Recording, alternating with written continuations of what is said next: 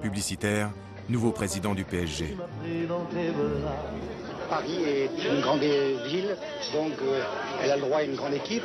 Et depuis quelque temps, nous tendons tous à avoir cette grande équipe. Et c'est vrai qu'on nous accorde le crédit de croire que Paris Saint-Germain maintenant se situe dans les grandes équipes françaises. Le foot, ou la passion d'une vie. Francis Borelli grandit en Tunisie, où il joue dans l'équipe de la Patriote, en première division. Arrivé à Paris à 21 ans, il fait une saison avec la réserve du Red Star. Francis, c'était un président qui adorait le foot, qui était un passionné de foot et qui aurait aimé faire une carrière professionnelle, qui aurait aimé faire du foot au plus haut niveau. Ça, on le sentait en lui, quoi. Cet amour est resté et quelques années plus tard, être en mesure de diriger un club, je pense lui a redonné à raviver cette flamme qu'il avait toujours eue en lui. Donc forcément, quand on connaît le personnage, elle est bien au-delà du rôle, on va dire, traditionnel d'un président de club.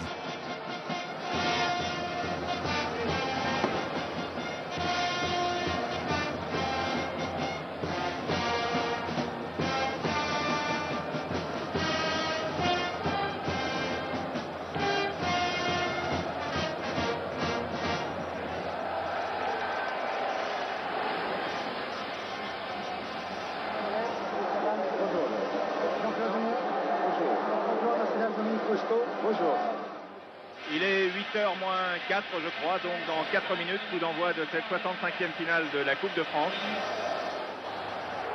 C'est dangereux, Rocheteau derrière, attention à Toko, il y est, but de la bataille Toko. Zanon. Beaucoup de vert, beaucoup de blanc, finalement Noguès et Platini. But de Michel Platini. But de Michel Platini, égalisation pour Saint-Etienne. 2 x 15, un partout. Balle au centre. Ça va être très très dur, je crois, pour les Parisiens. Francis Borelli. Très tendu. Un petit sourire quand même. Léger, léger. Baptiston, Larios, Zanon. Cherche la faille. Et là, c'est la voici, la faille pour Platini et but.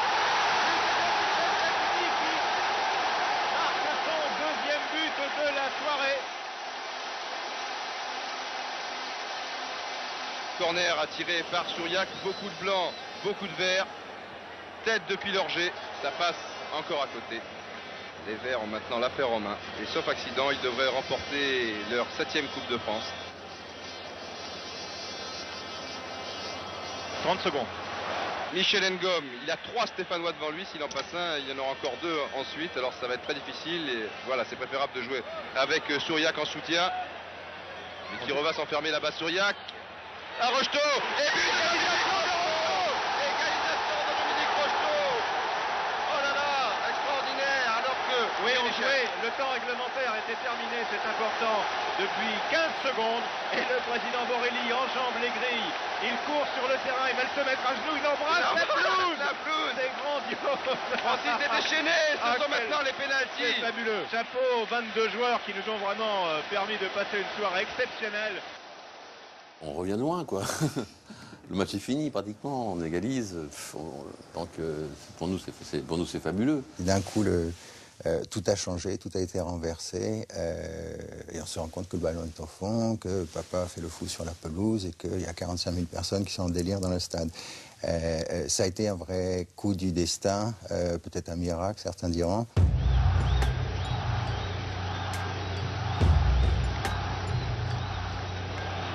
Zanon. Dominique Battenet.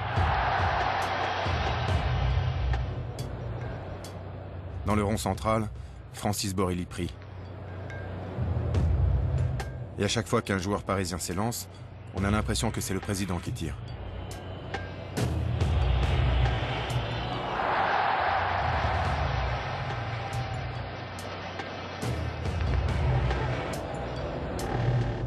Lourde responsabilité pour Christian Lepel. Et arrêt de Baratelli. Oh là là, arrêt de Baratelli. C'est-à-dire que si Jean-Marc Pilorget réussit le pénalty, c'est gagné pour le PSG. Pilorget PSG. Ça y est, le Paris Saint-Germain remporte la Coupe de France. C'est terminé, victoire du PSG. Francis Borelli qui est à ses côtés. Ça y est.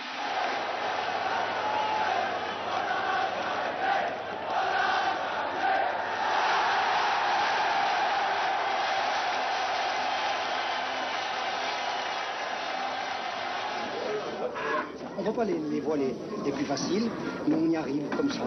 Encore une fois, peut-être parce que le ciel nous aide, et ça a même été bien le cas dans la Coupe. Pour se garantir les faveurs du ciel, Francis le Magnifique a un secret. Un secret qu'il porte dans une sacoche de cuir noir qui ne quitte jamais son poignet, sur le terrain comme à la ville.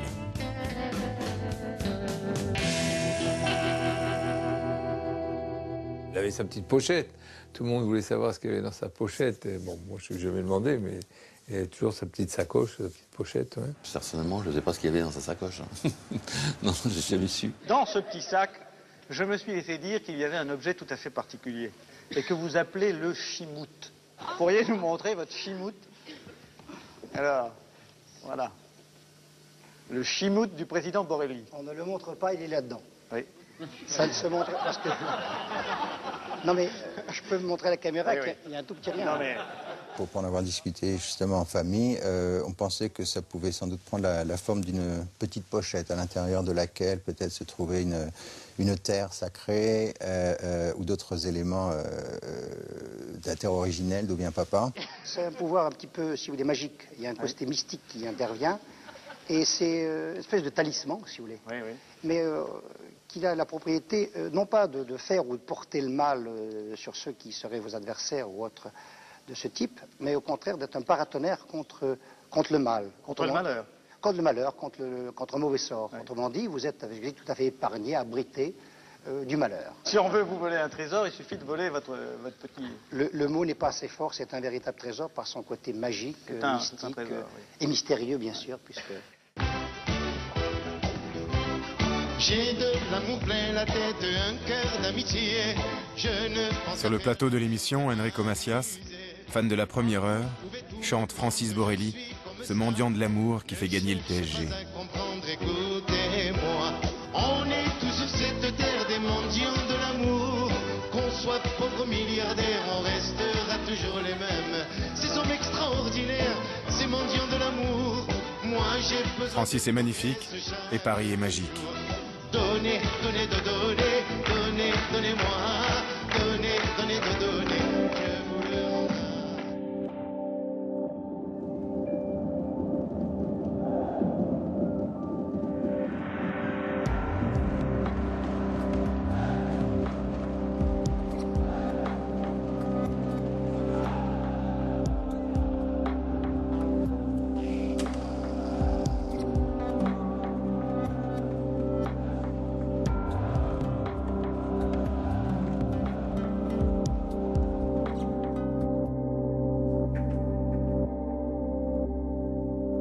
Reste avec moi au Paris Saint-Germain, la vie continuera.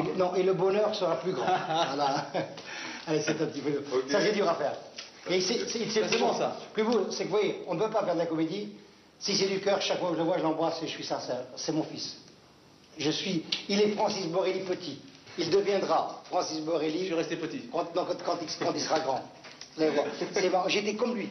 Il me disait souvent, en te regardant, en t'observant, en te voyant jouer, j'ai l'impression de me revoir quand je suis arrivé en France, quand je suis arrivé jeune comme toi, batailleur comme toi, compétiteur comme toi, bagarreur comme toi, parce que sur le terrain, c'était un peu mon tempérament. Fabriqué en banlieue. Luis Fernandez a grandi dans la cité des Minguettes, près de Lyon. Et quand une équipe de télé le filme par hasard à 14 ans, il a déjà la tchatche. Un avancement doit procéder une bonne frappe, une bonne frappe de balle, un bon marquage et un bon élancement. Ouais. Partir toujours dans le trou. Une vitesse. Ouais, faut courir très vite. Ouais, faut courir.